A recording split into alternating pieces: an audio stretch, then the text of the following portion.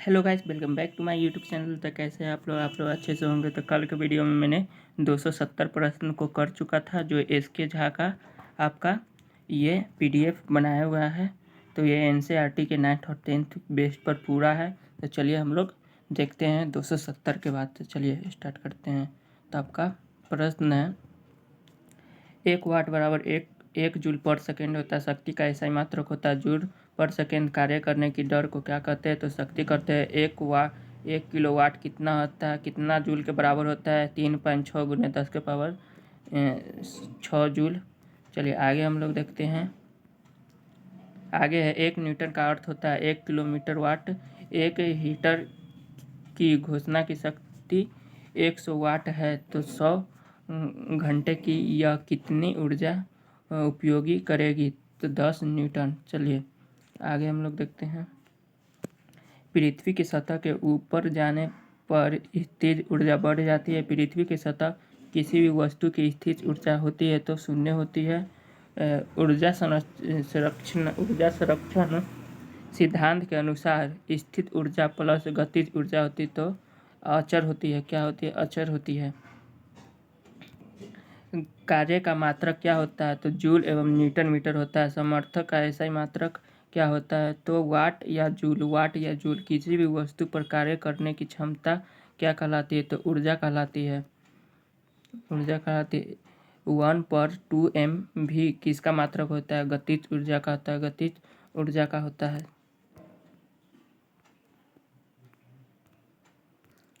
चलिए नेक्स्ट प्रश्न को देखते हैं। घड़ी की चाबी देने की किस ऊर्जा के संग्राम करते हैं। तो स्थिर ऊर्जा के।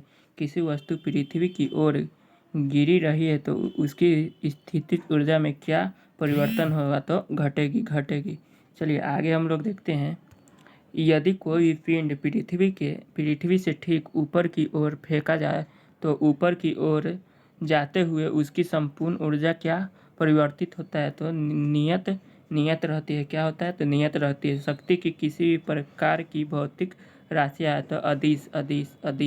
चलिए आगे देखते हैं। जूल के स्थान पर किस मात्रा का प्रयोग कर सकते हैं। तो न्यूटन मीटर। चलिए आगे देखते हैं। चलिए एक मशीन 200 जूल कार्य 8 सेकेंड में करती है तो मशीन की शक्ति कितना होगी। 25 वाट। जब किसी भी वस्तु का वेग दुगुना कर दिया जाता है तो क्या परिणाम प्राप्त होता है। तो उसकी गतिज ऊर्जा 4 गुना हो जाती है। चलिए आगे देखते हैं। किसी पिंड का द्रव्यमान आधा तथा वेग के दुगुना करने पर उसकी गतिज ऊर्जा में क्या परिवर्तन होता है। तो दुगुनी होती है। 1 किलोवाट बराबर होता है 3.6 मेगा जूल के बराबर होता है। चलिए जब कोई पिंड मुक्त रूप से पृथ्वी की ओर गिरता है तो उसकी कुल ऊर्जा होती है तो अचर रहती है। बाद में संग्रहित जल होता है तो स्थिर ऊर्जा होती है। एक पिंड h ऊंचाई से गिर रहा है तो h/2 ऊंचाई गिरने के पश्चात इनमें कितनी अर्ध स्थितियाँ और आधी गतिज ऊर्जा होगी। क्या है? एक पिंड h ऊंचाई से गिर रहा है तो h/2 ऊंचाई गिरने की पश्चात इसमें होगी। तो इसमें क्या होगी? आधी स्थिर और आधी गतिज ऊर्जा होगी। चलिए नेक्स्ट चैप्टर को हम लोग देखते हैं। नेक्स्ट चैप्टर आपका ध्वनि है। तो चलिए ध्वनि को देखते हैं। निर्वात में ध्वनि का वेग होता है तो शून्य होता है। एकांक समय में होने वाले दोलनों की कुल संख्या कहलाती है। तो आवृत्ति कहलाती है। आवृत्ति का ऐसा ही मात्रक होता है तो हर्ट्ज होता है। मानवों में ध्वनि की श्राव्यता का औसत प्रसार है तो 20 हर्ट्ज से 20 के हर्ट्ज। चलिए आगे देखते हैं। आगे है एकांक क्षेत्र से 1 सेकेंड में गुजरने वाली ध्वनि ऊर्जा को ध्वनि की कहते हैं तो तीव्रता कहते हैं। बाहरी कान को कहते हैं तो कर्ण प्रवाल। इसके संचालन के लिए मध्यम की जरूरत होती है। इसके संचालन के लिए मध्यम की जरूरत ध्वनि की। चलिए नेक्स्ट देखते हैं हम लोग।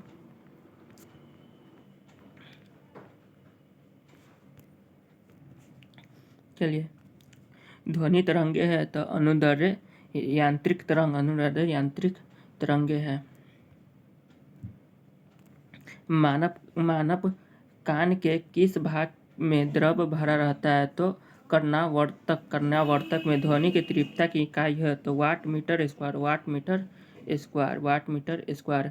कण के कंपन के दिशा की तरंग की दिशा में लंबवत किस तरंग में होता है? तो अनुप्रास्थ तरंग में, अनुप्रास्थ में। संग माध्यम में ध्वनि की तीव्रता कैसी होती है? तो बढ़ जाती है। आवृत्ति बढ़ने से ध्वनि की तीव्रता बढ़ जाती है, बढ़ती है।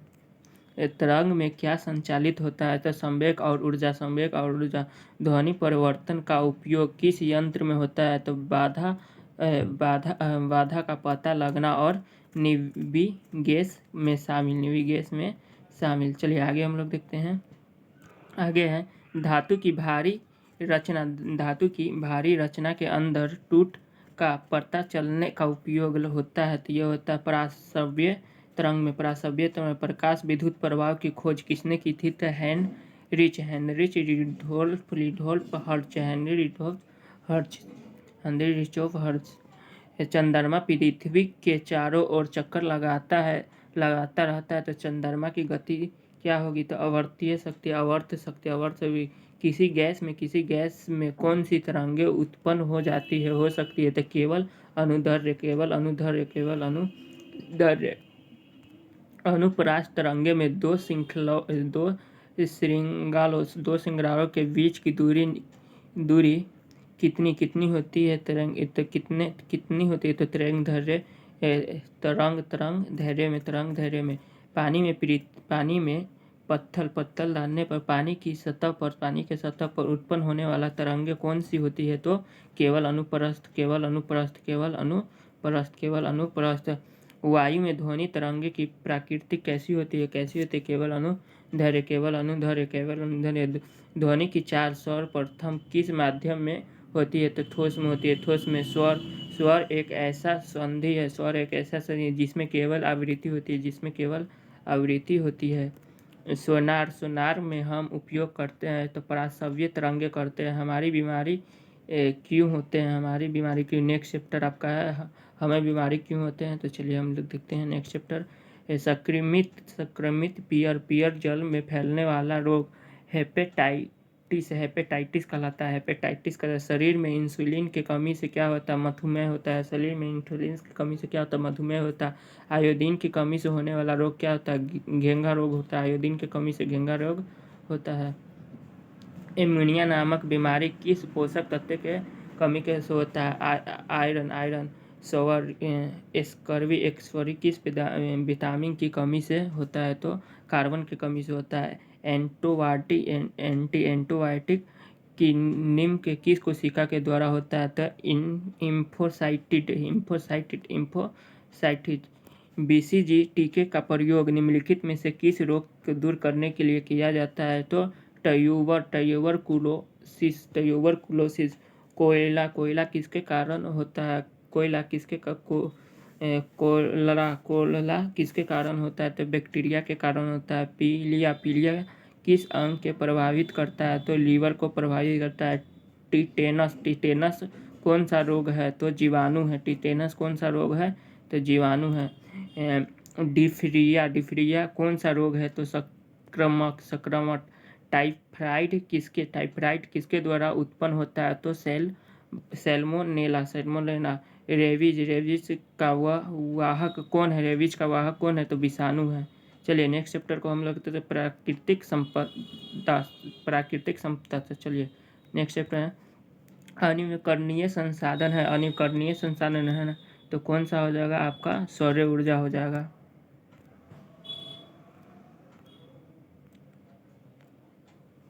अनवीकरणीय संसाधन है तो सौर ऊर्जा।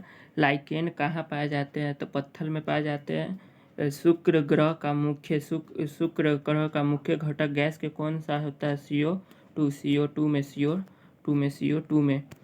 ओजोन परत कहाँ उपस्थित है? वायुमंडल के ऊपरी परत में पृथ्वी का औसत तापमान होता है 6 डिग्री सेल्सियस। वायुमंडल का सुरक्षा कवच किसे कहा जाता है? तो O3 को प्रकाश संश्लेषण के लिए उपयोगी गैस है CO2।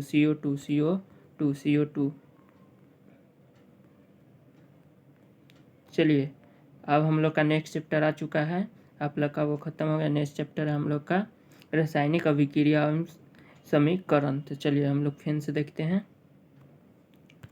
देखिए पहला सवाल देखिए, जिस न्यूटन ताप पर कोई पदार्थ जलना शुरू करे उसे क्या कहते हैं? तो जलापन ताप,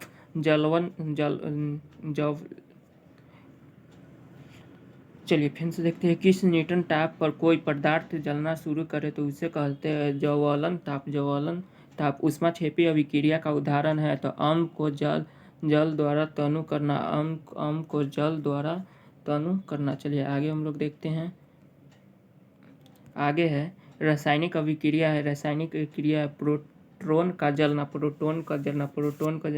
प्रकाश रासायनिक अभिक्रिया में है। तो प्रकाश का आवेश होना, प्रकाश का अवशोषण होता है, प्रकाश का अवशोषण होता है।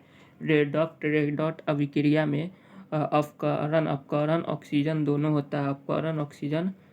होता है। चलिए नेक्स्ट देखते हैं, जल का विद्युत अपघटन होने पर हाइड्रोजन का ऑक्सीजन गैस का मोल अनुपात होता है। तो 2:1 होता है।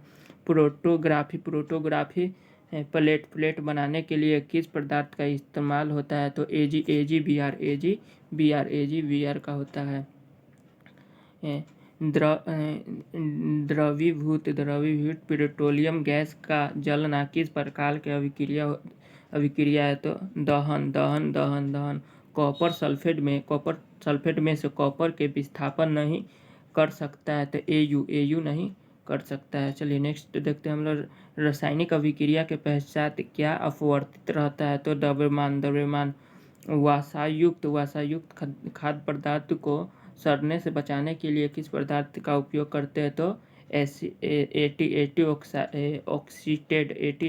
एटी रासायनिक अभिक्रिया में कैसे व्यक्त किया जाता है? रासायनिक अभिक्रिया को कैसे व्यक्त किया जाता है? तो समीकरणों के द्वारा। अपकारक है तो H2S।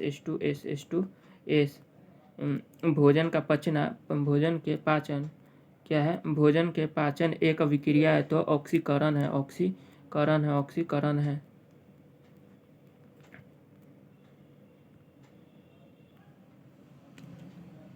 भोजन का पाचन एक अभिक्रिया ऑक्सीकरण है। किस पदार्थ का उपचय होता है यदि उसमें ऑक्सीजन का वृद्धि हो? जब उसमें ऑक्सीजन का वृद्धि हो। श्वसन कैसी अभिक्रिया? ऊष्माक्षेपी अभिक्रिया। बर्फ के गलने पर जल का बना होता है भौतिक परिवर्तन। चलिए आगे देखते हैं, AnH3 प्लस H2O2 G4NGCH2OG का उदाहरण उपचयन रेडियक्स अभिक्रिया का होता है। चलिए नेक्स्ट हम लोग देखते हैं। नेक्स्ट है आप लोग का Na2SO4 plus BaCl2 equal BaSO4 plus 2NaCl अभिक्रिया है। तो यह द्विविस्थापन अभिक्रिया है।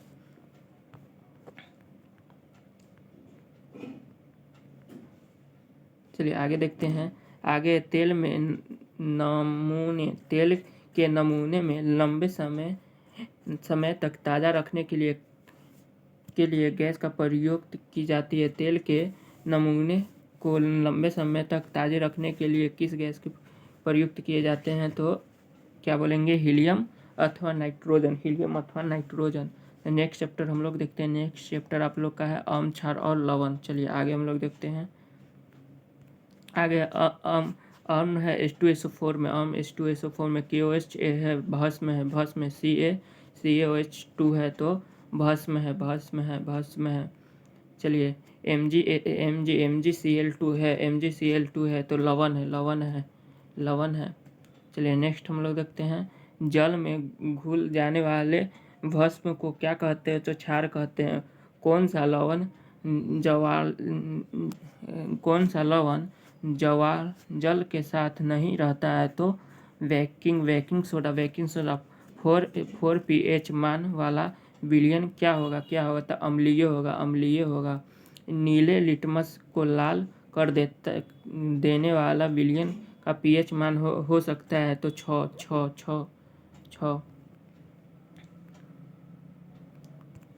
चलिए, लाइम जूल है तो प्राकृतिक अम्लीय। सिलिका में पाए जाने वाला अम्ल होता है तो एसिटिक अम्ल होता है। मानव पेट में पाए जाने वाला अम्ल होता है HCl। pH की सही परिभाषा होती है तो लोगो H+। उदासीन विलयन का pH का मान होता है तो 10⁻⁷ फैक्ट्री में उपयोग होने वाला अम्ल है तो सांद्र H2SO4। किस विलयन का pH मान बढ़ने से H+ आयतन की सांद्रता तो वह घट जाती है। इमली में कौन सा अम्ल पाया जाता है तो टार्टरिक अम्ल पाया जाता है। HCI एक प्रबल अम्ल है। चलिए नेक्स्ट हम लोग देखते हैं। नेक्स्ट है ऑफ्रैक्टिक सूचक नहीं है।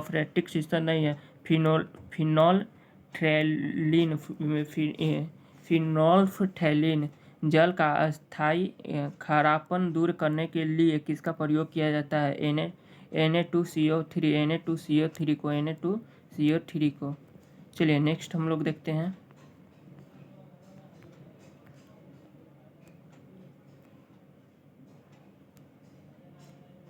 नेक्स्ट है कोई भी विलयन लाल लिटमस पेपर को नीला कर देता है, इसका pH संभवतः क्या होगा तो 10 होगा। याद रखिएगा 10 होगा। चलिए, कोई भी विलयन अंडे के पीछे हुए कवच से अभिक्रिया का एक गैस उत्पन्न करता है जो चूने के पानी को दूधिया कर देता है। इस विलयन में क्या होगा। कोई भी विलयन अंडे के पीछे हुए कवच के अभिक्रिया का एक गैस उत्पन्न करता है जो चूने के पानी को दूधिया कर देता है। इस विलयन का क्या होगा तो HCI। लिटमस विलयन सामान्य स्थिति में किस रंग का होता है तो बैंगनी रंग का होता है। कौन सा तथ्य सभी अम्लों में निश्चित रूप से उपस्थित होता है तो हाइड्रोजन होता है। नेटल पौधे के पत्तों को छूने पर डंक जैसा दर्द होता है। यह दर्द किस अम्ल के स्वस्थ होता है तो मेथेनोइक अम्ल। मधुमक्खी के डंक मारने पर किस पदार्थ का उपयोग से आराम मिलता है तो सिल्का से। मधुमक्खी के डंक मारने से किस पदार्थ का उपयोग आराम मिलता है तो सिल्का। किस गैस के कारण पाव रोटी का केक फूलकर मुलायम या स्पंजी हो जाता है तो कार्बन डाइऑक्साइड के कारण। चलिए नेक्स्ट हम लोग देखते हैं। नेक्स्ट है किसका उपयोग सोडा अग्नाशय के रूप में किया जा सकता है तो बेकिंग सोडा को जिप्सम को कितने केल्विन के तापमान पर गर्म करने पर यह जल के अणुओं के त्याग कर प्लास्टर ऑफ पेरिस बनाता है तो 373 के। एक जलीय विलयन लाल लिटमस विलयन को नीला कर देता है। किसके विलयन को आधिक्य में मिलने पर क्या परिवर्तन विक्रमित होता है तो हाइड्रोक्लोरिक अम्ल। चलिए आगे देखते हैं। आगे है कोई अम्ल समर्थक का बढ़ता हुआ सही क्रम होता है तो जल एसिटिक अम्ल हाइड्रोक्लोरिक अम्ल।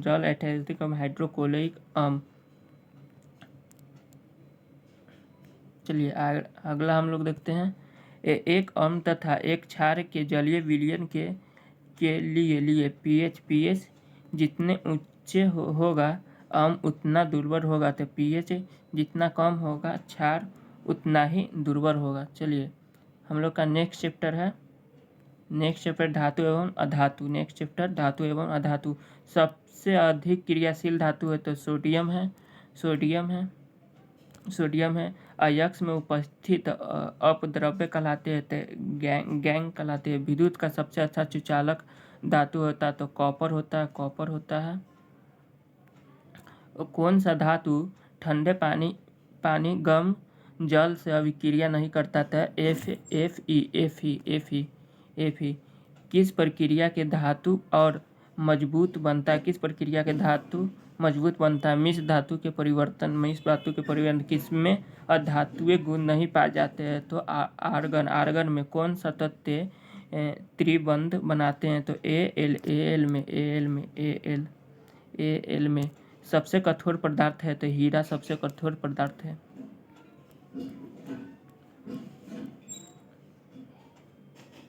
नेक्स्ट हम लोग देखते हैं। नेक्स्ट किसी भी धातु के निष्कर्षण में कोक का उपयोग किया जाता है। Fe में सल्फर अयस्क का सांद्रण किस विधि के द्वारा होता है? तो फेन उत्प्लावन के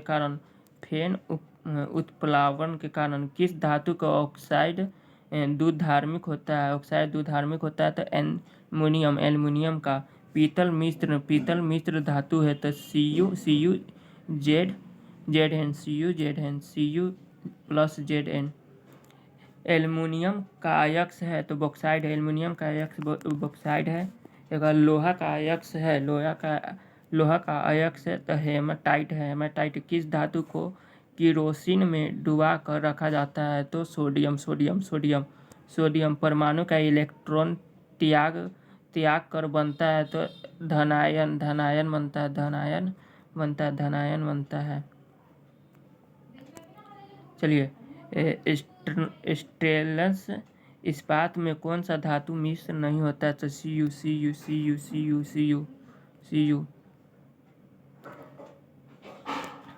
Cu।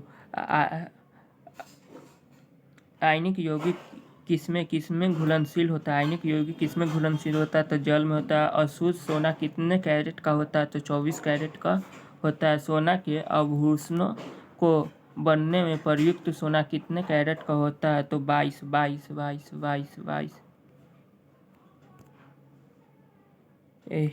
हीरे एवं इस्पात के जंग में बचाने के लिए उस पर किसकी परत चढ़ाई जाती है? तो जस्ता का परत चढ़ाया जाता है। किसी भी धातु को चाकू से काटा जाता है, सोडियम को काटा जाता है। वह धातु कौन सी है जिस पर पतले तारों के परिवर्तित किया जा सकता है? तो सोना।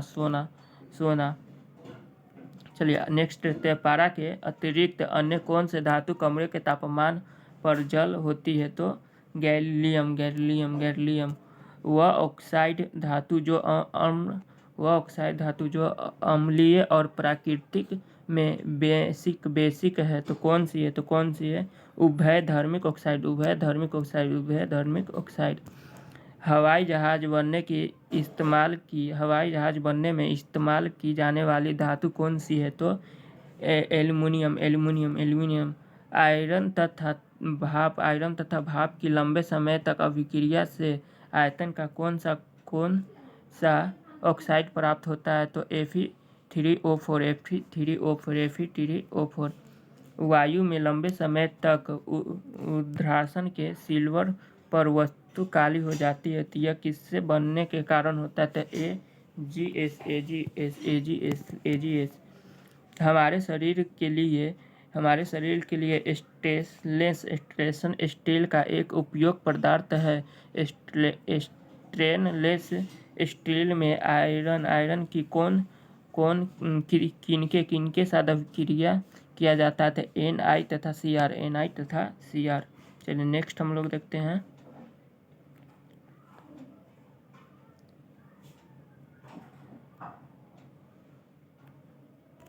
नेक्स्ट है जिंक विद्युत परिष्करण के दौरान यह कैंथिला पर निक्षिप्त होता है। चलिए नेक्स्ट चैप्टर हम लोग का है कार्बन एवं इसके यौगिक, कार्बन एवं इसके यौगिक। चलिए, एकल बॉन्ड वाले हाइड्रोकार्बन कहलाता है, एकल बॉन्ड वाले हाइड्रोकार्बन कहलाता है संतृप्त हाइड्रोकार्बन कहलाता है, संतृप्त हाइड्रोकार्बन कहलाता है। द्विबंध वाले हाइड्रोकार्बन कहलाता है तो संतृप्त हाइड्रोकार्बन कहलाता है।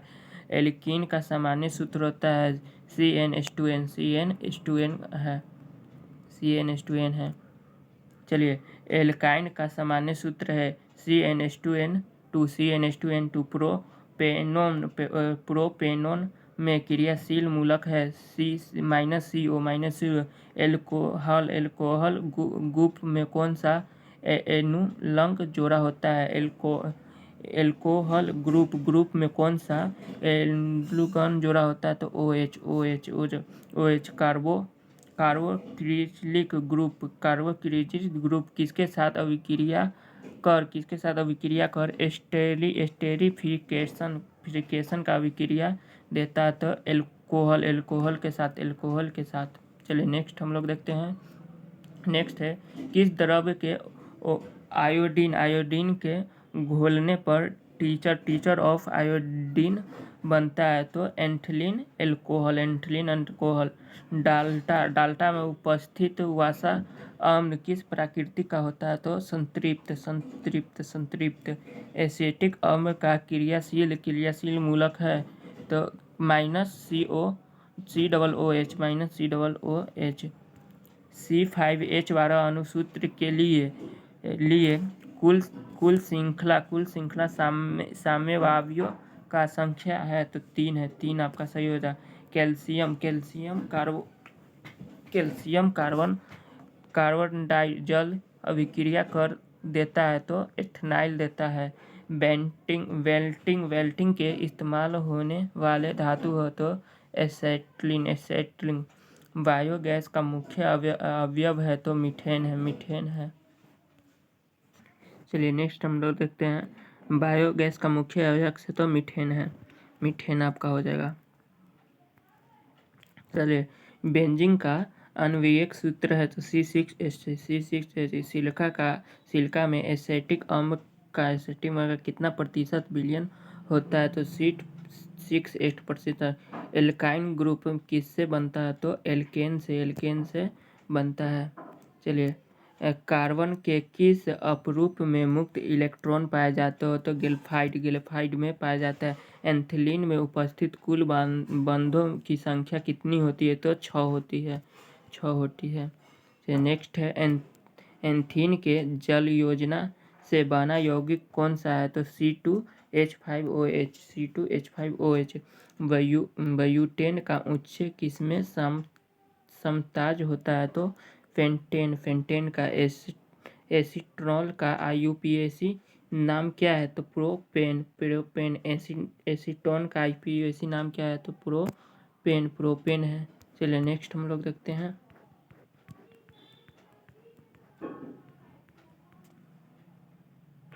नेक्स्ट हम लोग का सहसंयोजक यौगिक विद्युत के साथ किस प्रकार की व्यवहार करता है? तो दुर्बल चालक।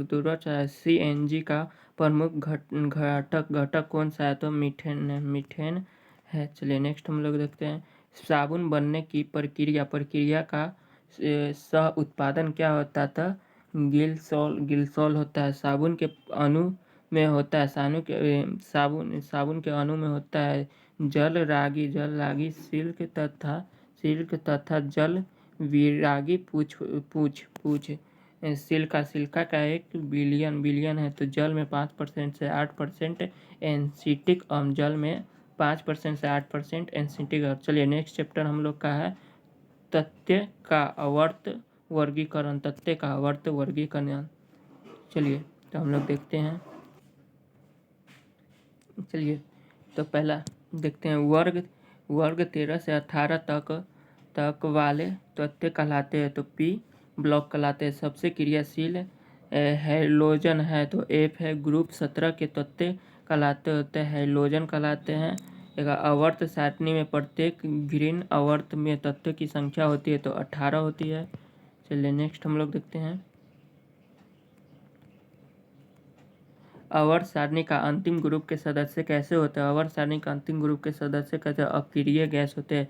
SiGe कैसे तत्व होते हैं? तो अधातु तत्व होते हैं, अधातु होते हैं। 10 परमाणु संख्या वाले तत्व की संयोजकता कितनी होती है? तो 0 होती है, 0 होती है। कौन सा ऑक्साइड सबसे अधिक भाषी होता है? K2O, K2O, K2O, K2O। किस तत्व में संयोजी इलेक्ट्रॉन की संख्या सबसे अधिक होती है? तो P में। आवर्त सारणी से ग्रुप 2 के तत्व कहलाते हैं तो क्षारीय मृदक धातु, क्षारीय मृदक धातु। कौन सा तत्व इलेक्ट्रॉन त्याग नहीं कर सकता? था Fe। आवर्त सारणी की कुल आवर्त संख्या होती है तो 7 होती है, 7 होती है। त्रिक सिद्धांत किसके द्वारा दिया गया था? डोबे-लाइनर के ग्रुप 18 के तत्व के संयोजन इलेक्ट्रॉन की संख्या होती है तो 8 होती है। सबसे बड़ा पहला अनिमीकरण ऊर्जा कौन सा है? तो एलिलियम है, एलाई। अगला है आधुनिक आवर्त सारणी में तत्व के वर्गीकरण का आधार क्या है? तो परमाणु क्रमांक। चलिए नेक्स्ट हम लोग देखते हैं। नेक्स्ट है कौन सा सबसे भारी धातु है? तो प्लूटोनियम ऑक्सीयम। कौन सा हल्के धातु होते हैं? लिथियम। कौन से सबसे हल्के तत्व होते हैं? तो हाइड्रोजन। कौन तत्व का सबसे उपयोगी गुण है? तो परमाणु क्रम। पारा का मुख्य अयस्क क्या होता है? सिनेबार। किस अयस्क में रेडियम निकल जाता है? तो पिंच बेल्ट मिश्र। अयस्क में किससे एल्यूमीनियम धातु निकलती है? तो बॉक्साइट से। मेंडलीव ने जब अपना कार्य आरंभ किया तब कितने तत्व ज्ञात थे? तो 63 तत्व। एल्केन क्या होते हैं? संतृप्त हाइड्रोकार्बन। एक एल्युमिनियम किस प्रकार के ऑक्साइड बनता है? तो E2O3। आवर्त सारणी के आवर्त में बाएं एवं दाएं जाने का समांतर परमाणु आकार होता है तो आकार घटता है। चलिए नेक्स्ट चैप्टर है जैव प्रकरण। चलिए सवाल देखते हैं। प्रकाश संश्लेषण में किस पदार्थ का निर्माण होता है? तो कार्बोहाइड्रेट का। लार से किस ग्रंथि का स्राव होता है? तो प्रोटीन ग्रंथि। मनुष्य में पाचन की क्रिया कहाँ प्रारंभ होता है? तो मुख गुहा में आपका होता है मुख गुहा में। अमीबा किस रचना की मदद से अपना भोजन ग्रहण करता है? तो कूटपाद से। जीवों के शरीर में ऊर्जा का उत्पादन किस क्रिया के द्वारा होता है? तो श्वसन के क्रिया के द्वारा। किण्वन किस प्रक्रिया की होती है? तो ईस्ट में। किण्वन किस प्रक्रिया होती है? तो ईस्ट में। पौधे में श्वसन किस अंग में होते हैं? तो पत्तियों में होते हैं। पौधे में खाद्य पदार्थों का स्थानांतरण किस रूप में होता है? तो सुक्रोज में होता है। रक्त प्लाज्मा में सबसे अधिक मात्रा में मौजूद क्या होता है? तो जल होता है। ऑक्सीजन का वाहक है तो हीमोग्लोबिन है। ECG का पूरा नाम क्या होता है? तो इलेक्ट्रोकार्बोग्राफ। मैग्नीशियम कहाँ पाया जाता है? तो क्लोरोफिल में। द्विखंडन किस में होता है? तो अमीबा में होता है। उत्सर्जी अंग है तो विरीदक है।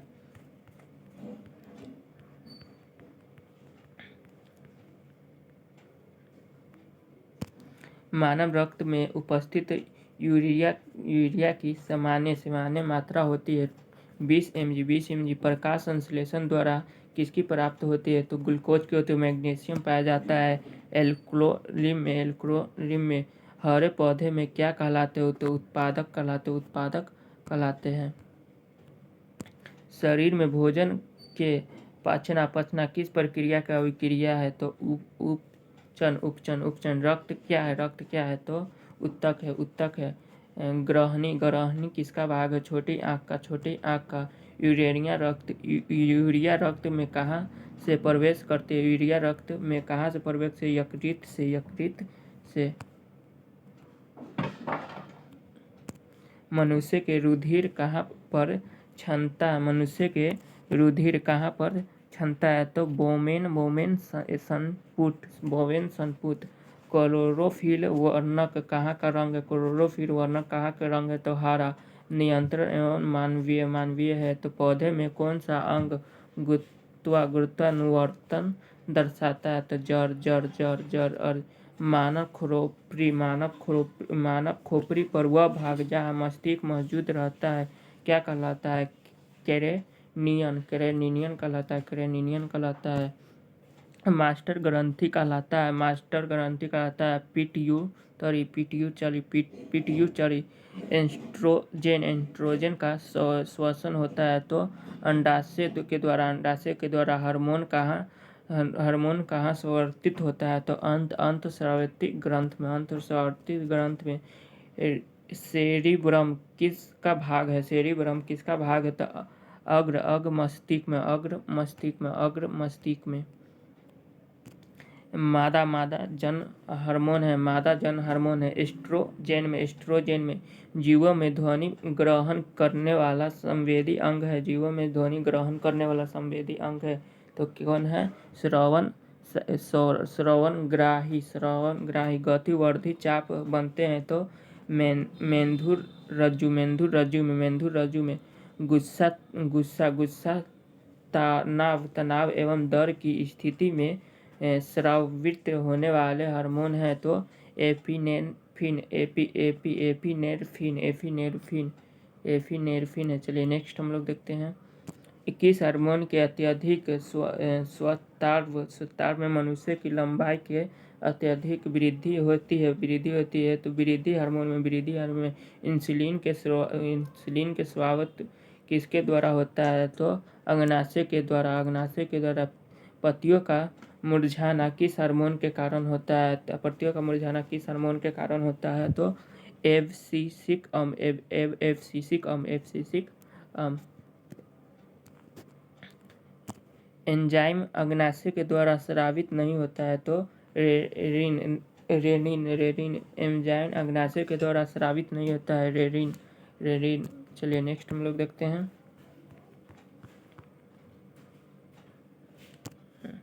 पीयूष ग्रंथि द्वारा कौन सा हार्मोन स्रावित नहीं किया जाता है? तो मिठोनिया, मिठोनिया। किस हार्मोन के अधिक स्रावित होने पर हृदय की गति बढ़ जाती है अथवा उत्तेजना का अनुभव होता है? तो एड्रेनलिन, एड्रेनलिन, एड्रेनलिन। सामान्य मस्तिष्क का भार कितना होता है? तो 1.45 किलो, 1.45 किलो, 1.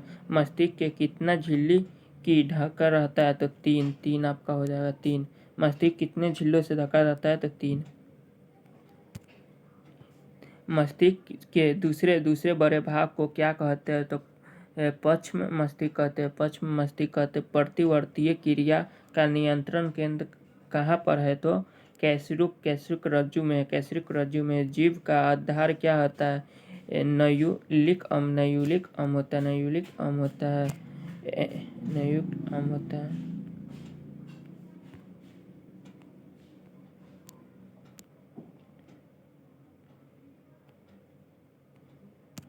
क्या है? जीव के आधार क्या होता है? तो न्यूक्लिक अम्ल होता है। एंडोलिम, एंडोलिम नामक द्रव्य किस अंग का भार होता है? तो कान में, कान में। केंद्रीय तांत्रिक तंत्र में सम्मिलित अंग कौन सा है? तो मस्तिष्क एवं मेरु रज्जु, मस्तिष्क एवं मेरु रज्जु। ऑक्सीजन हार्मोन परों में किस भाग का संश्लेषण होता है? तो अर्घ भाग में, अर्घ भाग में। चलिए हम लोग आगे देखते हैं। कौन सा हार्मोन रुधिर में शर्करा स्तर को नियंत्रित करता है? तो इंसुलिन हार्मोन, इंसुलिन। आपका नेक्स्ट चैप्टर है मानव नेत्र तथा रंग विरंग संसार। मानव नेत्र जिस भाग पर किसी वस्तु का प्रतिबिंब बनाता है वह भाग कौन सा होता है? तो दृष्टि पटल। दृष्टि पटल। अभिनेत्र लेंस की फोकस दूरी में परिवर्तन किसके द्वारा किया जाता है? तो पक्षभामी के द्वारा। पक्षभामी के द्वारा। चलिए आगे देखते हैं। निम्नलिखित में से प्रिज्म में प्रकाश की कौन सी परिघटना घटती है? तो वन विक्षेपण। वन विक्षेपण। निम्नलिखित में से प्रकाश में किस रंग का तरंगदैर्घ्य सबसे कम होता है? तो बैंगनी रंग का।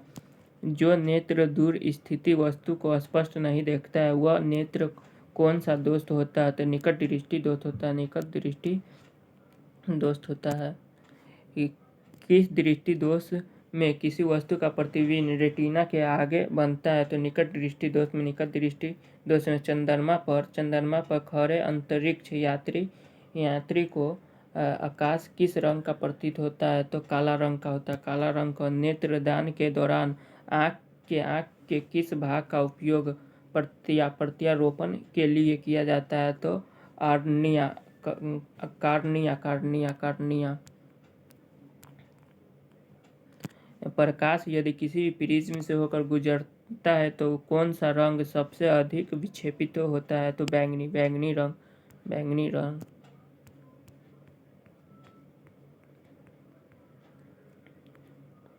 श्वेत रंग कितने रंगीन के मेल से बनते हैं? तो 7।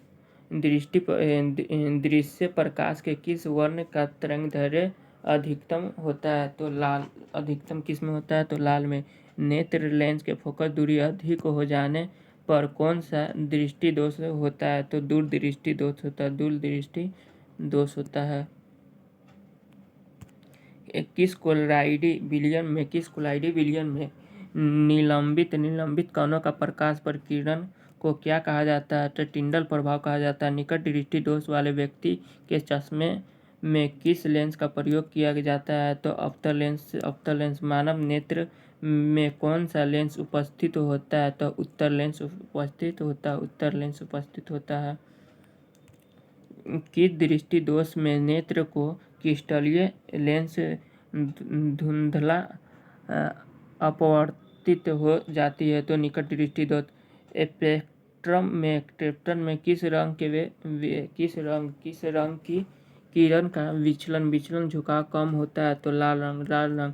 दीर्घ दृष्टि के विवरण में के लिए किसका उपयोग किया जाता है? तो उत्तर लेंस। किस माध्यम से छोटे छोटे कणों के निलंबन को क्या कहा जाता है? तो कोलाइड कहा जाता है। नेत्र की समंजन क्षमता कम हो जाने से कौन सा दृष्टि दोष उत्पन्न होता है? तो जारा दृष्टि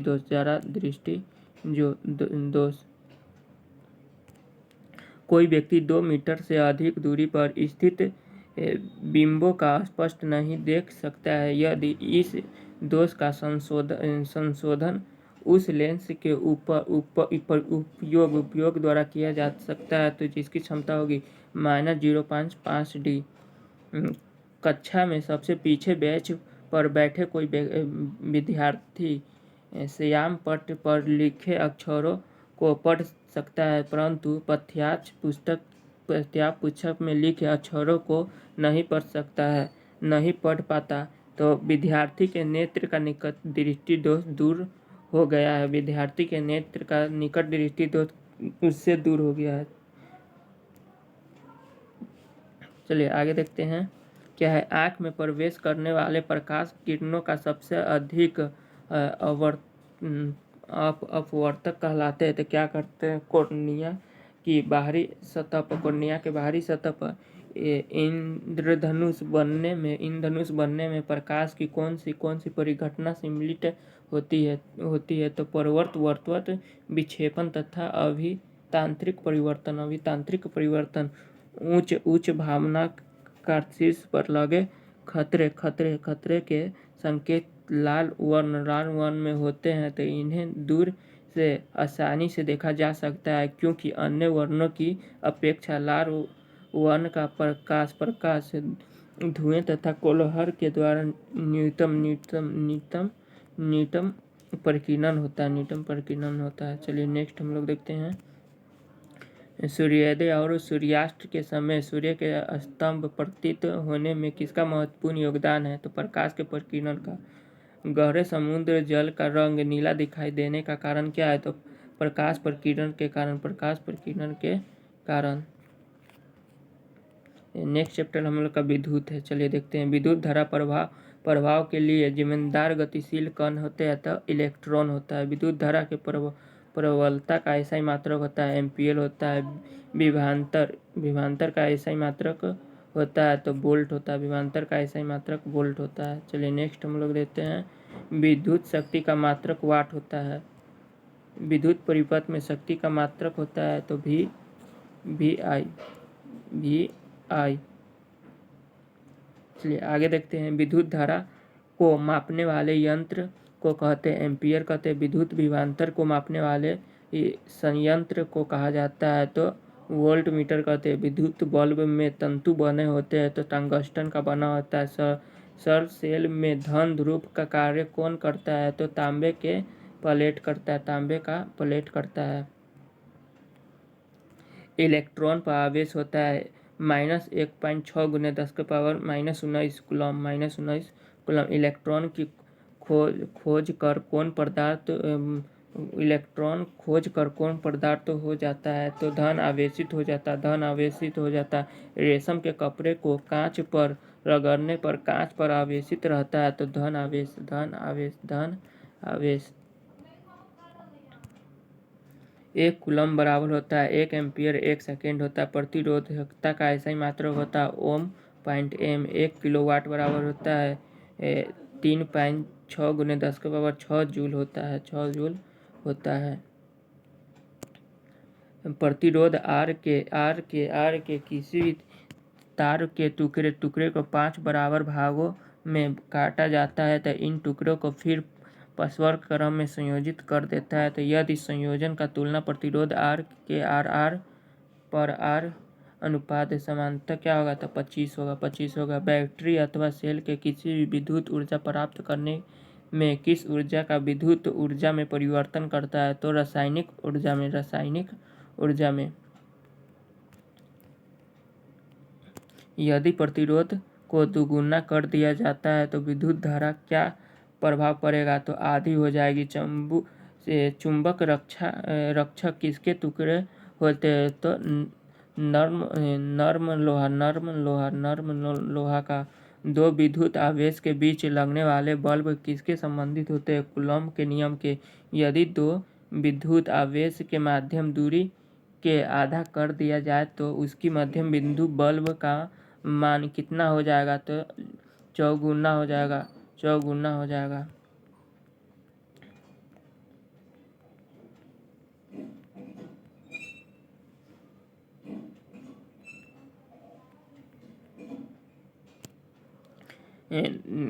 घड़ी में विद्युत परिपथ का किस प्रकार में लगाया जाता है? तो पार्श्व क्रम समांतर क्रम।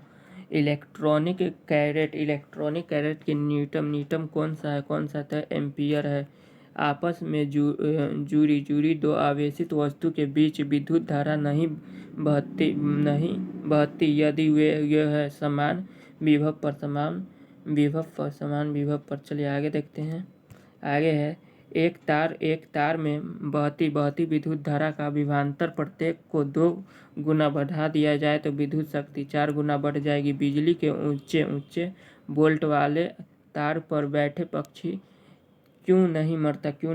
तो विद्युत धारा के प्रभाव के लिए समवर्ती पथ नहीं बनता। घरेलू विद्युत उपकरणों का प्रयुक्त सुरक्षा फ्यूज तार उस धातु से बनती है जिसका गलनांक कम हो।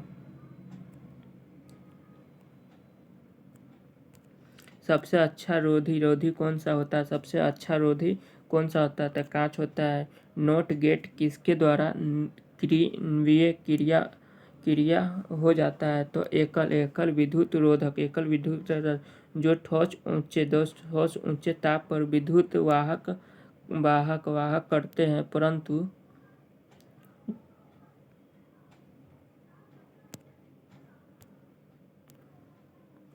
सवाल क्या है, जो ठोस उच्च ताप पर विद्युत का वाहन करते हैं परंतु न्यून ताप पर नहीं, वह क्या कहलाते हैं? तो विद्युत रोपण कहलाते हैं।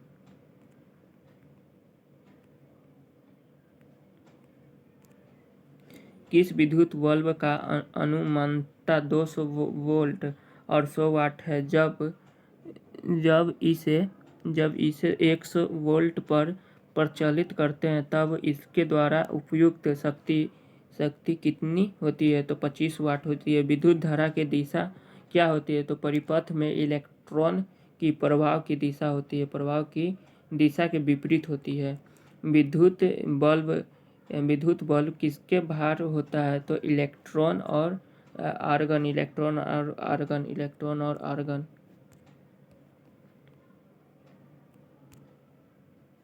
जिस पदार्थ में अंतत विद्युत परिपथ होता है उसे क्या कहते हैं? तो विद्युत रोधी कहते हैं।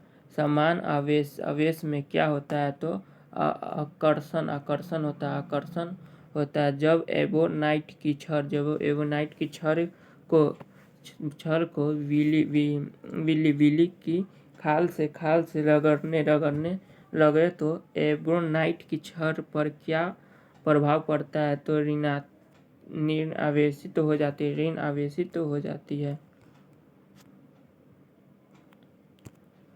आवेश के वस्तु में भूमि पर आवेश का स्थानांतरण की प्रक्रिया को क्या कहा जाता है? तो भूसंयोजन कहा जाता है। दो स्थित आवेश के बीच में लगने वाले बल्ब उसकी मात्रक के गुणनफल के अनुक्रमानुपाती अथवा उसके बीच की दूरी के वर्ग के व्युत्क्रमानुपाती होता है। यह नियम है कूलॉम के नियम है। किस विद्युत परिपथ में इकाई धन आवेश को एक बिंदु से दूसरे बिंदु तक ले जाने में किए गए कार्य के द्वारा इसको मापा जाता है? तो किसमें? तो विभवांतर में मापा जाता है, विभवांतर में। चलिए नेक्स्ट हम लोग देखते हैं। नेक्स्ट है धातु विद्युत सुचालक क्यों है? धातु विद्युत सुचालक क्यों? उसमें मुक्त इलेक्ट्रॉन होती है। सर्वोत्तम विद्युत चालक है तो चांदी है। अति चालक का प्रमुख लक्षण क्या है? तो उच्च परागमयता।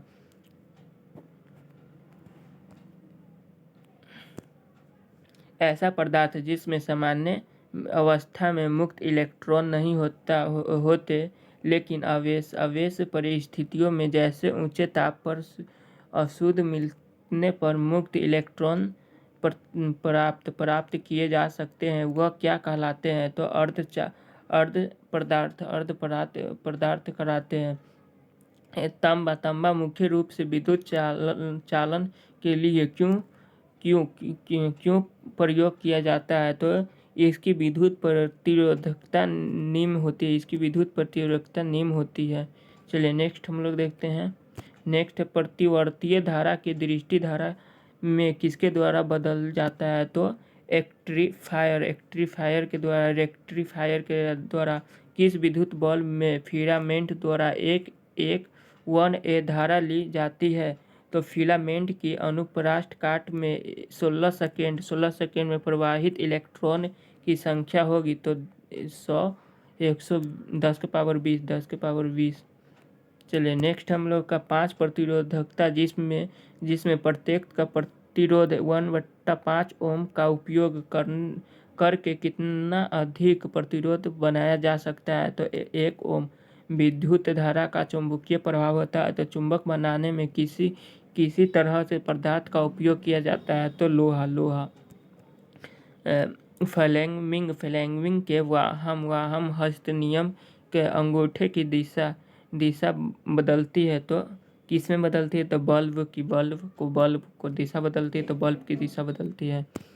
विद्युत चुम्बकीय प्रेरण की खोज किसने की थी? फैराडे ने की थी। विद्युत जनित्र किस सिद्धांत पर कार्य करता है? तो विद्युत चुम्बकीय प्रेरण पर। घरेलू उपकरणों में उपयुक्त होने वाली धारा होती है तो 220 वाट की प्रतिवर्तीय धारा होती है। लघु पत्थन में परिपथ के विद्युत धारा का मान होता है तो बहुत अधिक होता है, बहुत अधिक होता है। स्विच लगाया जाता है तो गर्म तार में स्विच लगाया जाता है, गर्म तार में स्विच लगाया जाता है। फ्यूज को परिपथ में जोड़ा जाता है तो श्रेणी क्रम में जोड़ा जाता है। किसका उपयोग अस्थायी चुंबक बनाने के लिए किया जाता है? इस्पात में विद्युत ऊर्जा को यांत्रिक ऊर्जा में परिवर्तित करता है तो मोटर करता है। घरेलू उपकरण में आने वाला विद्युत धारा का आवृत्ति होता है तो 50 हर्ज होता है, 50 हर्ज होता है।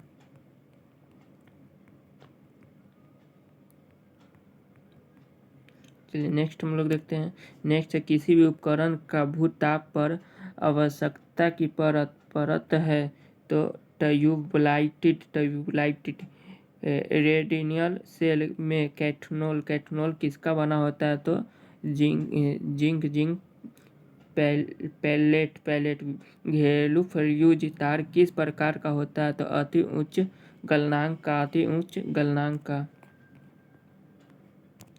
एक साधारण जनित्र अस्थायी चुंबक का प्रयोग किस रूप में होता है तो रोटेटर। किस लंबे विद्युत धारावाही तार के निकट चुंबकीय क्षेत्र का सही वर्णन करता है तो चुंबकीय क्षेत्र की क्षेत्र रेखा तार पर लंबवत होती है, चुंबकीय क्षेत्र की क्षेत्र रेखा तार पर लंबवत होती है।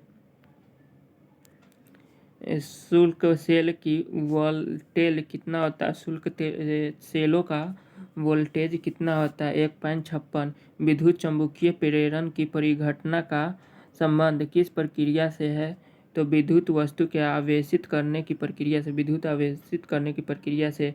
डैनियल सेल में एनोड बना होता है, तांबा के प्लेट का।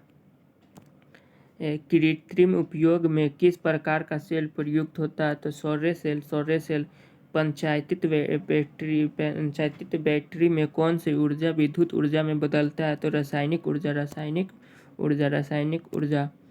बैटरी का आविष्कार किसने किया था तो अलेक्जेंडर वोल्ट ने। शुल्क सेल का कैथोड बना होता है तो जिंक का बना होता है। शुल्क सेल में एनोड बना होता है तो कार्बन का बना होता है। सेल के अंदर निम्नलिखित में से कौन सा ऊर्जा विद्युत ऊर्जा में बदलती है तो रासायनिक ऊर्जा। लघु पथ के समय परिपथ के विद्युत धारा के मान पर क्या प्रभाव पड़ता है तो बहुत अधिक बढ़ जाता है। विद्युमय तार किस रंग का होता है तो लाल रंग का होता है, लाल रंग का होता है। घरेलू विद्युत परिपथ के उदासीन तार निम्नलिखित में से रंग का होता है। घरेलू विद्युत परिपथ का उदासीन तार निम्नलिखित में से रंग का होता है तो काला रंग का होता है। विद्युत चुम्बक को सामने में सर्वप्रथम किसने निर्यात भूमिका निभाई है? हेनरी। चुंबकीय क्षेत्र का एसआई मात्रक क्या है तो वेबर। डायनेमो द्वारा किस प्रकार की धारा प्राप्त होता है? दोनों धाराएं। विद्युत बल में निम्नलिखित में से कौन सी गैस भारी होती है तो निष्क्रिय गैस भारी होती है तो निष्क्रिय। आगे देखते हैं, अगला प्रश्न है हम लोग का। भारत में उत्पत्तित पर्यावर्तीय धारा की आवृत्ति कितनी होती है तो 50 हर्ट्ज होती है। हमारे देश में विद्युतीय तार एवं उदासीन तार के बीच की विभवांतर होती है तो 220 वोल्ट होती है। नेक्स्ट है चुंबकीय क्षेत्र का प्रभाव में विद्युत धारा निम्नलिखित में से किस तरह पर व्यवहार करती है तो ऊष्मा उत्पन्न करती है। नेक्स्ट है ऊर्जा के स्रोत। चलिए देखते हैं। दहन का ऊष्मा प्रदान करता है तो ईंधन में। जीवाश्म ईंधन की ऊर्जा वास्तविक स्रोत है तो सूर्य की ऊर्जा के अनवीकरणीय स्रोत नहीं है तो सूर्य। बायोगैस का मुख्य घटक है तो मीथेन है। ऊर्जा का अनवीकरणीय स्रोत होता है पेट्रोलियम होता है। एक भारी नाभिकीय छोटे नाभिकीय में टूटने की क्रिया को कहते हैं नाभिकीय विखंडन कहते हैं। दो हल्के नाभिक के मिलकर एक भारी नाभिक बनने की प्रक्रिया कहलाती है नाभिकीय संलयन कहलाती है। बायोगैस ईंधन के स्रोत नहीं होते हैं नाभिकीय ऊर्जा में ग्लोबल वार्मिंग के लिए जिम्मेदार गैस है CO2 नाभिकीय ऊर्जा के लिए उपयुक्त धातु होती है यूरेनियम होती है। जैव गैस के मीथेन की मात्रा पाई जाती है 45% से 75%। तापीय ऊर्जा को विद्युत ऊर्जा में बदलता है। तो तापीय शक्ति संयंत्र पवनों का देश किसे कहा जाता है? डेनमार्क को पवनों का देश कहा जाता है। पृथ्वी के लिए सौर नियंत्रण का मान होता है तो 1.4 किलोमीटर पर स्क्वायर। सोलर सेल का उपयोग होने वाला पदार्थ है सिलिकॉन है। परमाणु बम आधारित होता है, नाभिकीय विखंडन पर होता है। कालपक्कम नाभिकीय विद्युत संयंत्र किस राज्य में है? तो तमिलनाडु में है। कैंगा नाभिकीय विद्युत संयंत्र कहाँ स्थित है? कर्नाटक में है। यदि पवन द्वारा विद्युत उत्पन्न की क्षमता को अनुसार कितने विद्युत शक्ति का उत्पादन किया जा सकता है? तो लगभग 45,000 मीटर वाट। जैव मात्रक ऊर्जा स्रोत का उदाहरण नहीं है तो नाभिकीय ऊर्जा।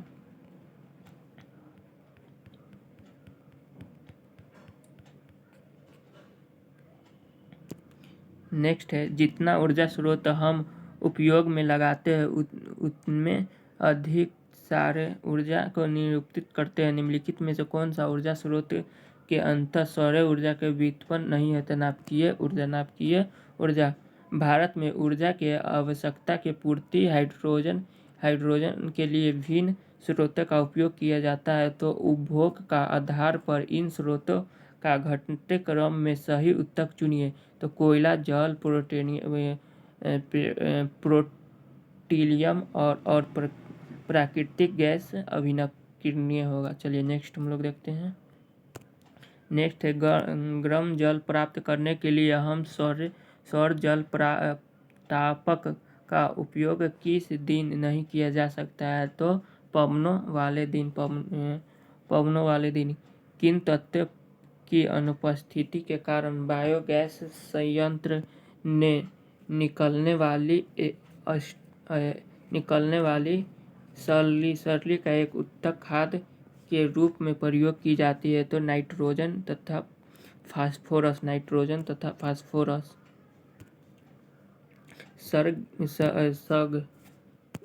क्या है? सगरिया तापीय ऊर्जा संपादन विद्युत यंत्र द्वारा सागरीय ऊर्जा विद्युत ऊर्जा में परिवर्तित किया जाता है। तो महासागर के पृष्ठ जल का ताप पर 2 किलोमीटर गहराई पर जल का तापमान 20 डिग्री का अंतर होगा। अम्लीय वर्षा होने के कारण है। तो कारण क्या है? तो जीवाश्म ईंधन के जलने पर वायुमंडल में कार्बन डाइऑक्साइड और सल्फर के ऑक्साइड मुक्त होता है। चलिए नेक्स्ट हम लोग देखते हैं, जल विद्युत संयंत्र है तो क्या है? संचित जल के स्थित ऊर्जा में रूपांतरित हो जाती है। महासागरीय तापीय ऊर्जा का कारण है तो महासागर में विभिन्न स्थलों पर ताप में अंतर। नाभिकीय ऊर्जा का उपयोग करने का प्रमुख समस्या यह है कि उपयोग के पश्चात ईंधन का सुरक्षित निपटारा कैसे करें। चलिए नेक्स्ट हम लोग देखते हैं, पवन चक्की में उत्पन्न ऊर्जा पवन के वेग पर निर्भर करता है। चलिए नेक्स्ट हम लोग का, किसी भी जल में विद्युत शक्ति संयंत्र में अधिक विद्युत शक्ति उत्पन्न की जाती है यदि जल के अधिक ऊंचाई से गिराया जाता है, क्योंकि विद्युत उत्पन्न करने के लिए अधिक स्थिर ऊर्जा का उपलब्ध हो जाता है। चलिए आगे हम लोग देखते हैं, हमारा पर्यावरण तो क्या है, जीव मंडल में स्वपोषी स्वपोषी स्वपोषी संरचनात्मक एवं कार्यात्मक इकाई को क्या कहा जाता है? तो पारिस्थितिक तंत्र सभी जीवों के ऊर्जा का एक मुख्य स्रोत है। सौर्य ऊर्जा है। चलिए, मैदानी पारिस्थितिक तंत्र में मेढक कैसे उपभोक्ता है? मेढक पहले द्वितीयक जीवाणुओं को क्या कहा जाता है? तो अपमार्जक कहा जाता है। आहार श्रृंखला के विभिन्न स्थलों को कहा जाता है पोषी स्थल कहा जाता है। आहार श्रृंखला में प्रत्येक पोषी स्थल पर कुल ऊर्जा का कितना प्रतिशत अगले स्थल को स्थानांतरित होता है? तो 10%।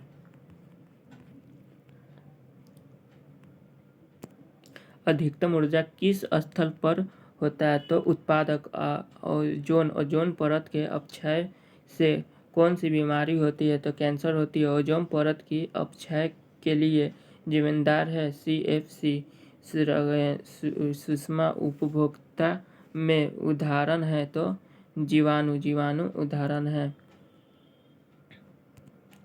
जैव अवयव को कितने वर्गों में बांटा गया है? 3।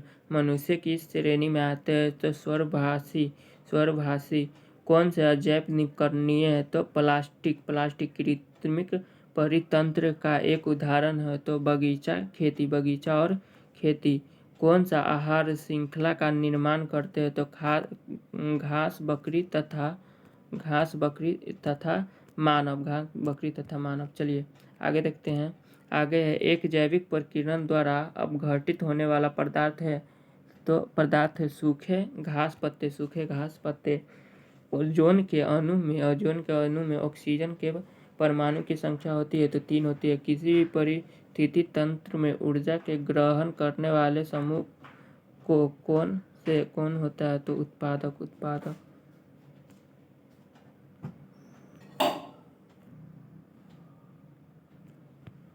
ओजोन के अणु के ऑक्सीजन के परमाणु की संख्या होती है। तो 3 होती है। किसी परिस्थिति तंत्र में ऊर्जा को ग्रहण करने वाले समूह कौन होते हैं? तो उत्पादक होते हैं।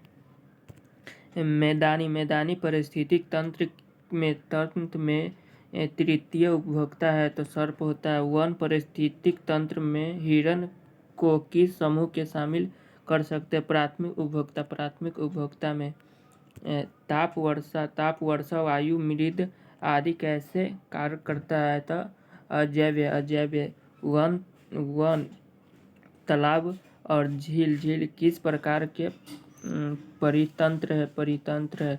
वन तालाब और झील किसके प्रकार है? तो परितंत्र के प्रकार है। चलिए, जिसमें प्रकाश संश्लेषण की क्षमता होती है उन्हें क्या कहते हैं? तो उन्हें उत्पादक कहते हैं।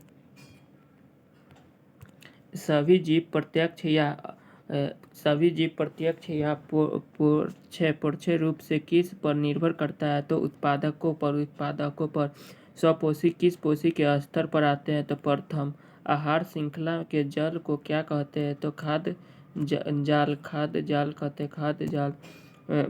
वायुमंडल में उच्चतल स्थल पर पराबैंगनी विकिरण के प्रभाव से ऑक्सीजन की अणुओं से कौन सी गैस बनती है? तो ओजोन बनती है। नीचे दिए गए आहार श्रृंखला में मान लीजिए कि चौथे पोषी स्तर में ऊर्जा की मात्रा 5 जूल है। तो बताइए कि उत्पादन स्थल में कितना ऊर्जा उपलब्ध होगी? खास बाज और टिंडा मेढक साफ 5000 किलो जूल। चलिए, नेक्स्ट चैप्टर हम लोग का है। नेक्स्ट चैप्टर है प्राकृतिक संसाधन का प्रबंध। चलिए आगे देखते हैं हम लोग।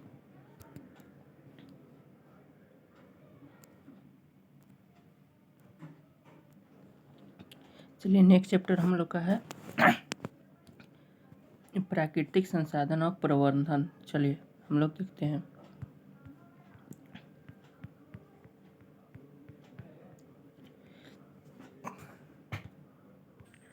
चलिए सवाल है हम लोग का, कौन कौन बायोगैस का स्रोत नहीं है? कौन बायोगैस का स्रोत नहीं है? तो नाभिकीय ऊर्जा, नाभिकीय ऊर्जा। चिपको आंदोलन का मुख्य उद्देश्य किस संरक्षण से था? वृक्षों से, वृक्षों से। CFC का पूरा नाम क्या होता है? तो क्लोरोफ्लोरोकार्बन, क्लोरोफ्लोरोकार्बन। चलिए आगे देखते हैं हम लोग। आगे है, विश्व के संपूर्ण जल का कितना प्रतिशत जल समुद्रीय में पाया जाता है? तो 71%। विश्व में संपूर्ण जल कितना प्रतिशत जल समुद्र में पाया जाता है? तो 71%। ग्लोबल वार्मिंग के लिए कौन सा गैस उत्तरदायी होता है? तो CO2 होता है, CO2। अगला हम लोग का विसरोई रोग किस वृक्ष के संरक्षण के लिए प्रसिद्ध है? तो खेजड़ी, खेजड़ी, खेजड़ी, खेजड़ी, खेजड़ी, खेजड़ी। आगे देखिए, वायु में नाइट्रोजन का प्रतिशत मात्रा होती है? तो 78% है। क्लोरोफॉर्म किसका समूह है? तो जीवाणु का, जीवाणु का। गंगा कार्य योजना किस वर्ष प्रारंभ हुआ था? तो 1985 में। स्वस्थ जल का pH मान होता है? तो 7 होता है, 7 होता है। आगे है, वितहरी बांध का निर्माण किस प्रदेश से किया जाता है? उत्तराखंड से, उत्तराखंड से। चिपको आंदोलन की शुरुआत कब हुई थी? 1973।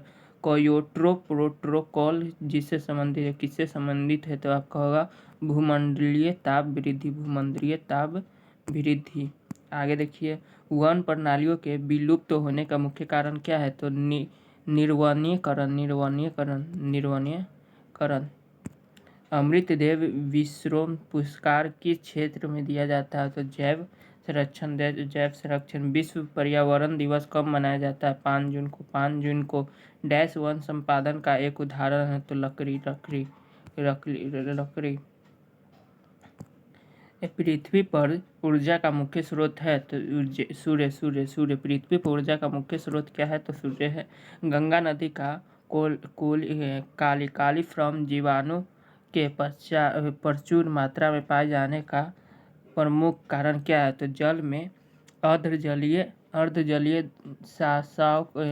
लसाव का प्रभावित करना।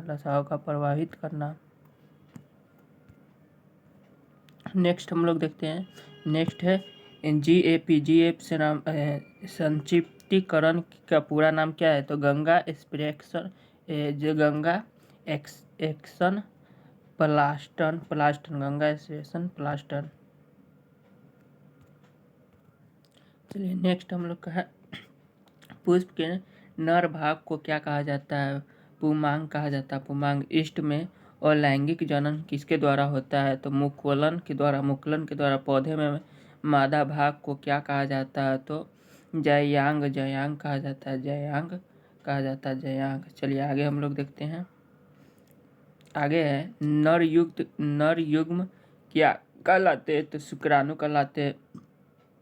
निषेचन के बाद युग्मज विभाजित होकर बनता है? तो भ्रूण बनता है। भ्रूण का विकास कहाँ होता है? तो गर्भाशय में होता है। भ्रूण कोश कहाँ अवस्थित होता है? तो बीजांड में होता है। चलिए, स्वपरागण किस प्रकार के पौधे होते हैं? तो अब उभयलिंग। स्त्री केसर के आधारित भाग को क्या कहते हैं? अंडाशय कहते हैं। निषेचन के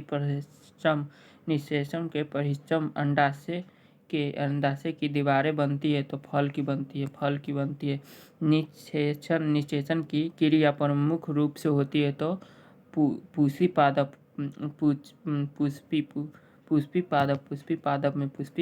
में। चलिए आगे हम लोग देखते हैं, किसके माँ के रुधिर में पोषण मिलता है? तो भ्रूण। शुक्राणु का संचय वृषण में कहलाता है? तो अधिवृक्षण में। किसमें अलैंगिक जनन मुकुलन के द्वारा होता है? तो यष्टिस में। केचुआ किस प्रकार का प्रणाली है? तो द्विलिंगी।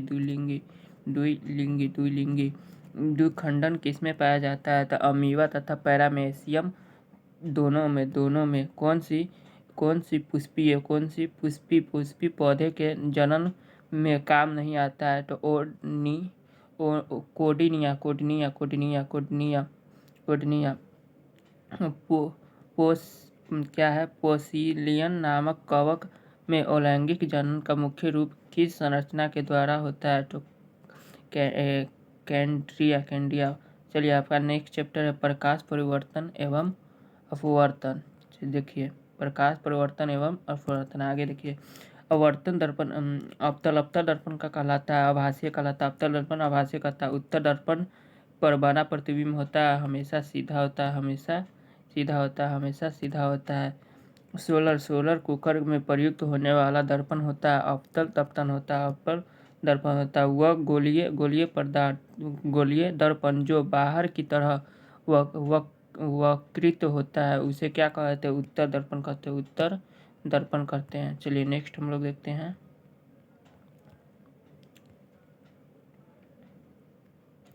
नेक्स्ट, कौन सा वास्तविक प्रतिबिंब बना होता है? तो उत्तर लेंस। किस माध्यम से अपवर्तनांक का मान होता है? था साइन आई साइन आर। चलिए, नेक्स्ट हम लोग देखते हैं। लेंस के वक्ता केंद्र की संख्या कितनी होती है? 2 होती है। नेत्र लेंस में फोकस दूरी कम हो जाने पर होने वाले दृष्टि दोष निकट दृष्टि दोष होता है। चलिए, नेक्स्ट चैप्टर है अनुवांशिक एवं जैविक विकास। चलिए, देखते हैं। जैव विकास को सबसे पहले किसने समझाया? तो लैंडमार्क के जीन की परम्परता में रुदेशे होने वाला परिवर्तन क्या कहलाता है? सूक्ष्म विकास कहता है। मेडल के एक संकार में प्रयोग से प्राप्त लक्षण प्रवाहरूपी अनुपात है 3:1। चलिए, अगला है गुणसूत्र किससे बने होते हैं? डीएनए एवं आरएनए के द्वारा। चलिए, नेक्स्ट हम लोग देखते हैं। नेक्स्ट, पुरुषों में लिंग गुणसूत्र होते हैं XY, स्त्रियों में लिंग गुणसूत्र होते हैं XX। स्त्रियों में लिंग गुणसूत्र होते हैं तो XX। अनुवांशिक उत्परिवर्तन किसमें होता है? तो डीएनए में। मनुष्य में भी द्विगुणित क्रोमोसोम की संख्या होती है 23 होती है। नेक्स्ट, एवरेज किसमें विकसित हुआ है? एवरेज किसमें विकसित हुआ है? सरीसृप पृथ्वी पर जड़ उत्पन्न के सिद्धांत किसके द्वारा प्रस्तावित किया गया है? तो हाल्डेन के द्वारा।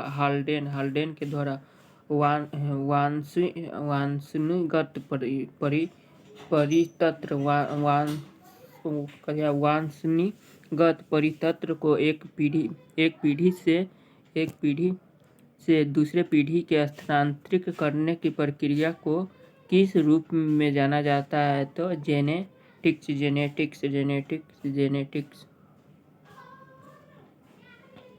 आगे देखिए, उत्परिवर्तन शब्द किससे दिया गया है? तो हारोन डे ब्रिज। चलिए, नेक्स्ट हम लोग देखते हैं। तो गाइस, देख सकते हैं ये इसके सर है,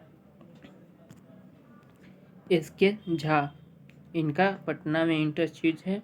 तो ये बिहार पुलिस का इन्हीं का PDF है जो 1 लाइनर है। महाकुंभ PDF है। तो हम लोग देखे हैं। अब चलिए, हम लोग यहाँ पर मेरा साइंस का पूरा पोर्शन ख़त्म हो गया साइंस का। चलिए, अब हम लोग हिस्ट्री का पूरा पोर्शन को देखते हैं, हिस्ट्री का। ठीक, चलिए अभी हिस्ट्री देखते हैं। इसको आज ज्योग्राफी देखेंगे। चलिए, आइए हिस्ट्री में।